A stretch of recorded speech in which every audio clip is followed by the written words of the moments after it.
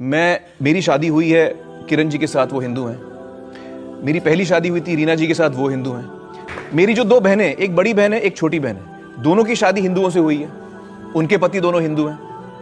नाजरीन, आज हम एक अहम बयान पर बात करने जा रहे हैं। मशहूर अदाकार आमिर खान ने कहा कि उनकी बेटियों की शादी हिंदू घरानों में हुई और उनकी बहन की शादी भी हिंदू खानदान में हुई। अब सवाल ये पैदा होता है कि इस्लाम इस बारे में क्या रहनुमाई देता है। आइए सुनते हैं कि मारूफ इस्लामी स्कॉलर डॉक्टर जाकिर नाइक ने इस हसास मसले पर क्या फरमाया। इसीलिए कुरान की आयत है सूरह बकरा की सूरा नंबर 2 आयत नंबर 221 में अल्लाह ताला फरमाते हैं कि आप मुशरिका से शादी नहीं कर सकते जब तक वो ईमान न लाए। मतलब जो गैर मुस्लिम हैं और शिर्क कर रही है उससे आप शादी नहीं कर सकते जब तक वो ईमान ना लाए। और एक ईमान लाने वाली औरत चाहे कितनी भी बदसूरत हो वो एक मुशरिका से बेहतर है। और आगे आयत कहती है कि लड़कियां मुशरिक लड़के से शादी नहीं कर सकती जब तक वो ईमान ना लाए। एक मोमिन आदमी चाहे कितना भी बदसूरत हो वो बेहतर है बनिस्बत जो शिर्क करता है। इसकी वजह यह है कि इस्लाम में लिखा है कि अगर आप खुदा के अलावा किसी को और पूछते हैं, किसी और की इबादत करते हैं, ये सबसे बड़ा गुनाह है। और अल्लाह ताला फरमाते हैं सूरह निसा में सूरा नंबर 4 आयत नंबर 48 में और सूरा निसा सूरा नंबर 4 आयत नंबर 116 में कि अल्लाह सुब्हाना व तआला अगर चाहे तो कोई भी गुनाह को माफ कर सकता है लेकिन शिर्क को कभी नहीं माफ करेगा। अगर एक इंसान मुशरिक जैसा मर गया तो अल्लाह ताला कभी भी उसे माफ नहीं कर सकता, क्योंकि मुशरिक वो शख्स है जो शिर्क करता है। और ये सबसे बड़ा गुनाह है क्योंकि हमारा खालिक, हमारा मालिक, हमारा ईश्वर, हमारा खुदा, हमारा भगवान, अगर हम उसको गाली देंगे, ये सबसे बड़ा गुनाह है। जिसने हमें जिंदगी दी, जिसने ये सारी चीजें हमें दी दुनिया में, अगर हम उसको गाली देंगे, उसके अलावा किसी और की इबादत करेंगे, ये शिर्क हुआ। तो इसीलिए इस्लाम में इजाजत नहीं है कि एक मुस्लिम लड़का या लड़की कोई मुशरिक लड़का या लड़की से शादी करे, तो इजाजत नहीं है।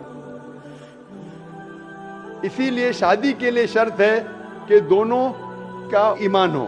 और अगर आप हिंदू मजहब पढ़ेंगे तो हिंदू मजहबी किताब में भी यही लिखा है जो मैंने पहले पेश किया, पहला जो सवाल था भाई साहब का, और मैंने कहा कि हिंदू मजहब में भी यही लिखा है, ना तस्य प्रतिमास्ति, उस ईश्वर, उस भगवान, उस खुदा का कोई मूर्ति नहीं, कोई फोटोग्राफ नहीं, कोई पेंटिंग नहीं, कोई पोर्ट्रेट नहीं, कोई आइडल नहीं, कोई स्टैचू नहीं।